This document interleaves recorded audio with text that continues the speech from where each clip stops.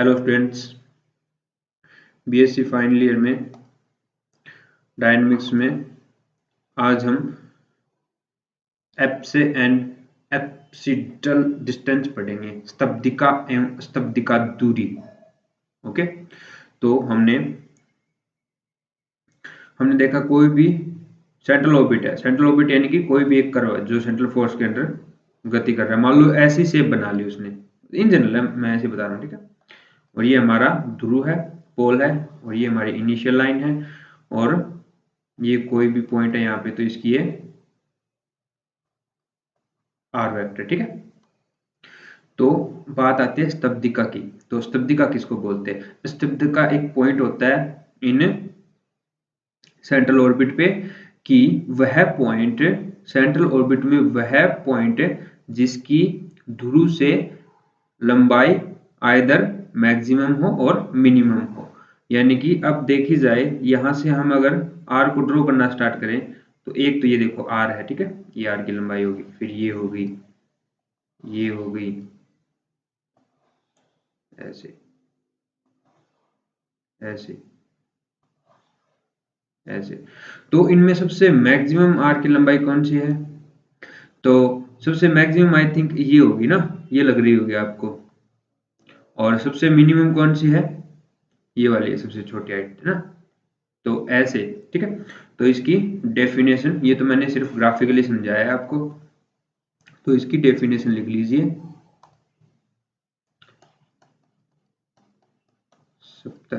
स्तब्धिका app से, तो किसी केंद्रीय कक्ष यानी कि सेंट्रल ऑर्बिट का वह बिंदु, केंद्रीय कक्ष का वह बिंदु जिस पर बल केंद्र से खींची गई ध्रुवांतर रेखा, जिस पर बल केंद्र से खींची गई ध्रुवांतर रेखा, खींची गई ध्रुवांतर रेखा, ध्रुवांतर रेखा को क्या बोलते हैं? Radius vector, radius vector R का मान अधिकतम अथवा न्यूनतम हो, का मान अधिकतम अथवा न्यूनतम हो,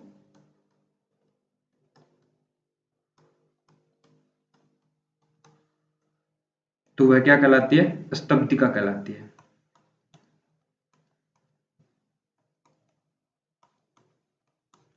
स्तब्धिका कहलाता है। ये पॉइंट है, ठीक है, पॉइंट को बोलते हैं स्तब्धिका, ठीक है, ध्यान रहेगा। तो ऊपर वाले कर्व में हमारे पास स्तब्धिका पॉइंट कौन कौन से होंगे? दो होंगे, ठीक है, एक सबसे मिनिमम वाला और एक सबसे अधिकतम वाला। उनको जैसे कोई भी R2 में कर्व होता है और उसमें सबसे मिनिमम को सुप्रीमम और सबसे इन्फीमम को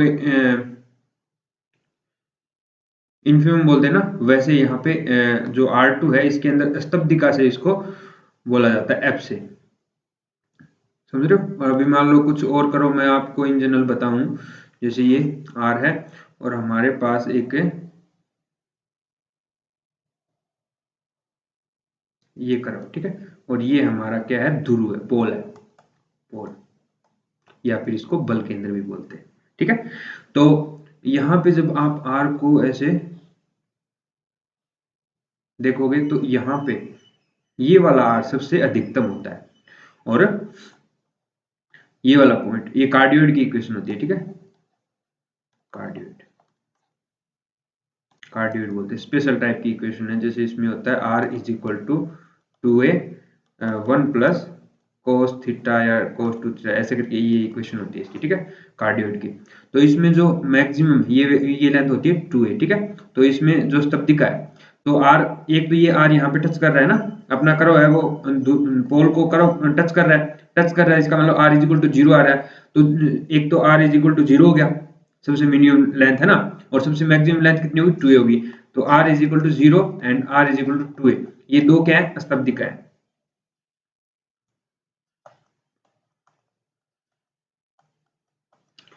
स्तब्धिका। तो अब तो ध्यान रहेगा ना, स्तब्धिका मतलब 2 पॉइंट होते हैं, ये पॉइंट होता है स्तब्धिका, एक तो ये वाला जहां पे r सबसे मैक्सिमम होता है और एक ये जिस पे r सबसे मिनिमम होता है, तो ध्यान रहेगा स्तब्धिका। अब बात आती है इसके बाद स्तब्धिका दूरी या फिर एप्सिडल डिस्टेंस। स्तब्धिका दूरी,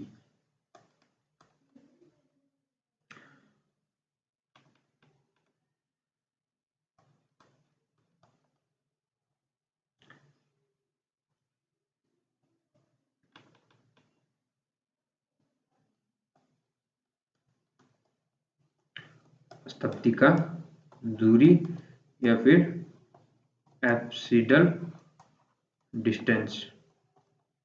ठीक है, तो यानी कि स्तब्धिका जो पॉइंट है उससे और बल केंद्र के बीच की जो दूरी है उसको हम क्या बोलते हैं, स्तब्धिका दूरी है। ये तो नाम से ही समझ में आ गया होगा ना। तो किसी स्तब्धिका की बल केंद्र से दूरी, किसी स्तब्धिका की बल केंद्र से दूरी, distance between apse and pole, and बल केंद्र के बीच की दूरी। ठीक है, यानी कि distance between centre force, centre of force and apse क्या कहलाती है, एप्सिडल डिस्टेंस कहलाती है, स्तब्धिका दूरी कहलाती है। ध्यान रहेगा, ओके चलो ठीक है। इसके बाद आती है नेक्स्ट डेफिनेशन आती है एंगल, स्तब्धिका कोण, एप्सिडल एंगल। तो दो कर्मागत एप्सिडल के बीच में जो एंगल है उसको बोलते हैं हम स्तब्धिका कोण,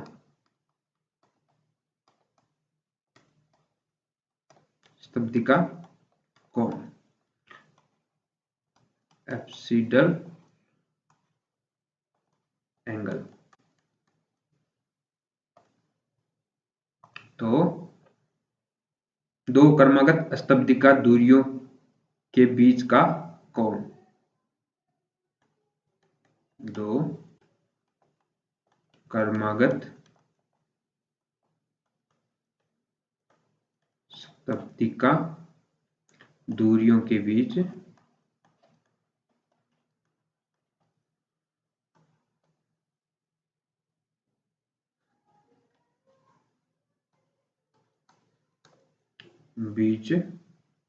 का कोण क्या कहलाता है, स्तब्धिका कोण कहलाता है।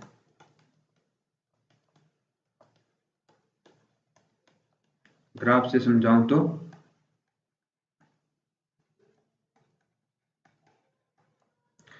जैसे ये ऊपर वाला जो ले लो, जो ये वाला ड्रॉ किया था ना, तो इसमें एक तो ये वाला बना था अपना क्या, स्तब्धिका पॉइंट, और एक ये वाला बना था सबसे ज्यादा वाला। ठीक है, तो इनके बीच में जो एंगल हो रहा है वो स्तब्धिका कोण कहलाता है। समझ में आ गया, चलो ठीक है। इसके बाद आता है उपसौर और अपसौर, प्रिलियन और अफेलियन।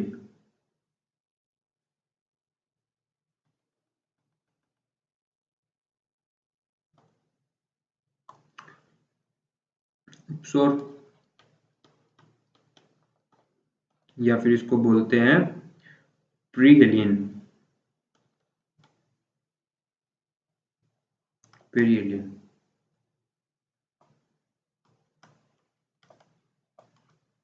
और या फिर अपसौर।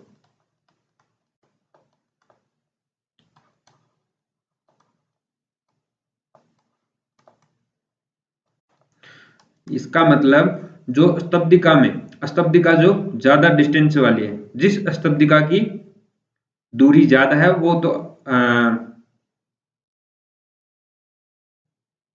अपसौर कहलाता है, और उपसौर जो कम है। ठीक है, केंद्रीय कक्षा का वह बिंदु जो बल केंद्र से निम्नतम दूरी पे हो। तो केंद्रीय कक्षा का वह बिंदु जो बल केंद्र से निम्नतम दूरी पे हो, केंद्रीय कक्षा का वह बिंदु जो केंद्रीय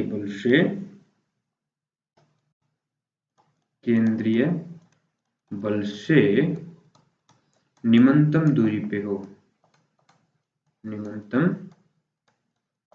दूरी पर हो, क्या कहलाता है? अपसोर या फिर पेरिहेलियन। उपसोर या फिर पेरिहेलियन कहलाता है, उपसोर। और अपसोर मतलब दूर का, है ना। तो केंद्रीय कक्षा का वह बिंदु जो केंद्रीय बल से अधिकतम दूरी पे हो, अधिकतम, ठीक है। यहाँ पे आप खुद लिख लीजिए, अधिकतम दूरी पे क्या कहलाता है? अपसोर कहलाता है। तो ये होगी डेफिनेशंस। Okay okay. इसके बाद आती है एक थ्योरम, काफी अच्छी थ्योरम है कि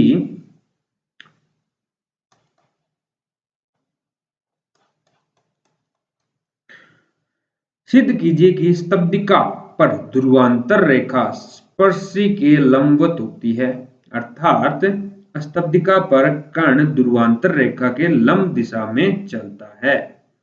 तो सिद्ध कीजिए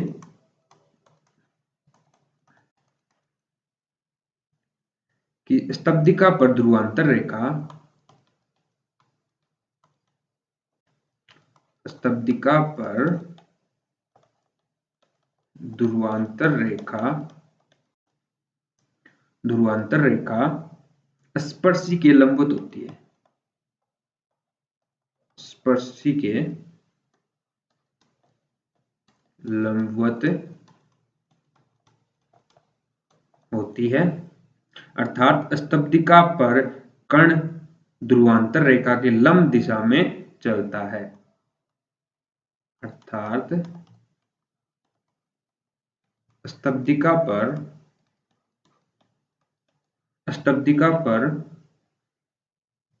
कर्ण ध्रुवांतर रेखा के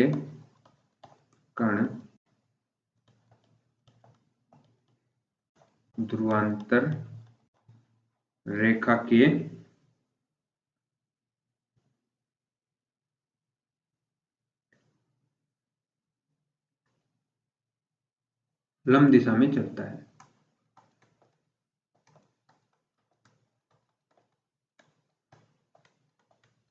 अब इसका कहने का मतलब क्या है, तो मैं आपको बता देता हूं। मान लो ये कोई भी सेंट्रल ऑर्बिट की इक्वेशन है, हो सकती है, और ये हमारा मान लो ध्रुव है। ओके, ये इनिशियल लाइन होगी। अब मुझे बताओ इसमें उपसोर और अपसोर क्या है, यानी कि सबसे अधिकतम अल वाला, ये वाला देखो, यहाँ पे शायद आई थिंक सबसे लंबी लाइन बन रही है, या फिर यहाँ पे बनेगी, ठीक है। किसी क्या लगता है आपको, जो भी है, ठीक है। ये वाला मान के चलो, दोनों इक्वल सी लग रही है, तो ये मान के चलो आप, ठीक है। ये क्या है? अधिकतम है। या आप ना इसको सर्कल लो, फिर बेटर समझ में आएगा। तो मान लो कि हमारी जो सेंट्रल ऑर्बिट की इक्वेशन है वो ऐसे है, ठीक है, सर्कल ही है, और ये हमारा ध्रुव है, ये इनिशियल लाइन है। अब इस सर्कल में, इस सेंट्रल ऑर्बिट में जो हमारी स्तंभिका है, उपसोर है, वो अपसोर है, वो तो आगे वाला पॉइंट ये वाला हो गया, ठीक है, अपसोर। और उपसोर क्या होगा फिर? ये यहाँ पे जो भी कम, सबसे कम होगा ना, वो ये वाला, ठीक है। ये एक्चुअली सर्कल में तो ये सेम लाइन ही आएगी, ठीक है। तो कहने का मतलब ये है कि इसके ऊपर हम क्या करेंगे कि स्पर्श रेखा खींचेंगे, स्पर्श रेखा इस पे, और एक ये ध्रुवांतर रेखा खींचेंगे। तो जो स्पर्श रेखा ध्रुवांतर रेखा के लंबवत होती है, ये पॉइंट, वो हमारा उपसोर और अपसोर होता है, ठीक है। तो यहाँ पे मान लो ये कोई एक हमारा कर्व है, तो यहाँ से ध्रुवांतर रेखा खींच दो यहाँ से, और इसके ऊपर एक स्पर्श रेखा खींचो जिस पॉइंट पे, जो स्पर्श रेखा इस ध्रुवांतर रेखा के लंबवत होती है, वो पॉइंट हमारा आइदर उपसोर होता है या अपसोर होता है, ठीक है। और यहाँ पे मान लो यहाँ पे खींचेंगे, तो इसके ऊपर स्पर्श रेखा ये 90 डिग्री का एंगल बना रही है, ये भी 90। तो ये तो हो गया अपसोर, ये हो गया उपसोर, ठीक है, ध्यान रहेगा। ओके, और लेकिन इसने बोला है कि जो स्तब्धिका पर ध्रुवांतर रेखा, स्तब्धिका कौन सी पॉइंट होती है, जो पॉइंट है सबसे अधिकतम वाला हो, आर जिसका अधिकतम और सबसे मिनिमम हो, तो ये वाले पॉइंट होंगे, इन्हीं को अपसर उपसर बोलते हैं। और इनके ऊपर अगर स्पर्श रेखाएं खींचोगे, यानी कि सेंट्रल ऑर्बिट के ऊपर जो जिस पॉइंट पे अधिकतम या मिनिमम आ रहा है उसके ऊपर अगर स्पर्श रेखा खींचोगे तो वो स्पर्श रेखा ध्रुवांतर रेखा, ये ध्रुवांतर रेखा के लंबवत होती है, ठीक है, यानी कि ध्रुवांतर रेखा स्पर्श रेखा के लंबवत होती है, ये हमें प्रूफ करना है। तो समझ में आई बात? ओके, तो चलिए इसका प्रूफ करते हैं।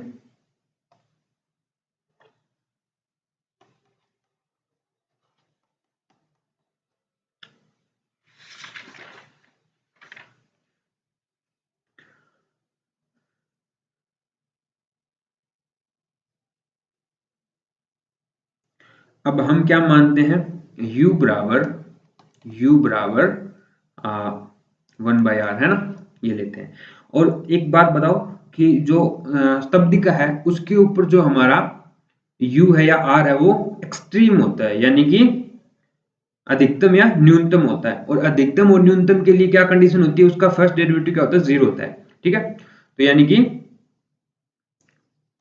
स्तब्धिका पे इस पॉइंट पे हमारा r अधिकतम या न्यूनतम है, तो u उसका उल्टा हो जाएगा, यानी कि अधिकतम से उल्टा हो जाएगा न्यूनतम, लेकिन इसका derivative du by d theta 0 होगा एट स्तब्धिका या f से, ध्यान रहेगा, क्योंकि ये अधिकतम या न्यूनतम है, उसका अधिकतम और न्यूनतम के लिए फर्स्ट डेरिवेटिव हमेशा 0 होता है। ओके, ये बात हो गई। अब देखो जो इक्वेशन है किसकी, हमारी p की, p किसको बोलते हैं, जो भी कर्व है इसके ऊपर जो स्पर्श रेखा है, इस स्पर्श रेखा की ध्रुव के साथ लंबवत दूरी, इसको हम p से डिनोट करते हैं, ध्यान हो तो। और इसका हमने एक फॉर्मूला फाइंड किया था कि 1/p² is equal to u² plus du by d theta का स्क्वायर होता है, ठीक है। ये फॉर्मूला हमने ऊपर फाइंड किया था पैडल इक्वेशन में, ठीक है। यानी कि जो हमारी सेंटर फोर्स है उसकी पैडल डिफरेंशियल इक्वेशन, तो वो हमने ये वाले फॉर्मूले से फाइंड की थी। तो इसमें आप रख दो du by d theta is equal to 0 रख दो, और u² बराबर 1/r² रख दो, तो 1/p² is equal to eight, यानी कि r² प्लस 0। ये कहाँ आया, ये एट हमने स्तब्धिका या एप से के ऊपर जो हमारी इक्वेशन थी वो ऐसे बिहेव कर रही है, यानी कि p की वैल्यू क्या आ जाएगी, p is equal to r आ जाएगी, ठीक है ना, p is equal to r आ जाएगी। और p के लिए मैंने एक फॉर्मूला बताया था, p बराबर क्या होता है, r साइन फाइव, ये बीएससी फर्स्ट ईयर में आता है, ठीक है। तो एक बार आप बीएससी फर्स्ट ईयर के मैंने लेक्चर डाल रखे हैं तो उसमें आप देख सकते हो, ठीक है, पैडल इक्वेशन करके, तो उसके अंदर ही आता है r sin phi is equal to p होता है, p यानी कि perpendicular length of tangent at this point, इस पॉइंट के ऊपर अगर हमने कोई स्पर्श रेखा खींची, उस स्पर्श रेखा के ऊपर उस स्पर्श रेखा की लंबवत दूरी कहां से, पोल या ध्रुव से, ठीक है, वो p होती है। और इस p को हम r sin phi से भी लिख सकते हैं, जहां पे sin phi जो है वो स्पर्श रेखा और ध्रुवांतर रेखा के बीच का एंगल है, ये वाला, ये एंगल कौन सा है, फाई है, ध्यान रहेगा। ओके, तो यहां से अपने पास क्या आ गया, r sin phi is equal to p, और p बराबर हमने क्या देखा, एट f से r आ रहा है, तो यहां से r से r काट दोगे तो sin phi is equal to क्या आ गया, 1 आ गया। और sin phi कितने पे 1 आता है, 90 डिग्री पे, यानी कि phi is equal to 90 degree आ गया, कहाँ, f से पे, स्तब्धिका पे, जिस पॉइंट पे हमारी स्तब्धिका मिल रही है उस पॉइंट के लिए हमने देख लिया कि ध्रुवांतर रेखा और स्पर्श रेखा के बीच में जो बनने वाला एंगल है फाई, वो 90 डिग्री आ रहा है। तो ये आई थिंक आपको समझ में आया होगा, ठीक है ना। तो ऐसे हम इसको फाइंड करते हैं। ओके, तो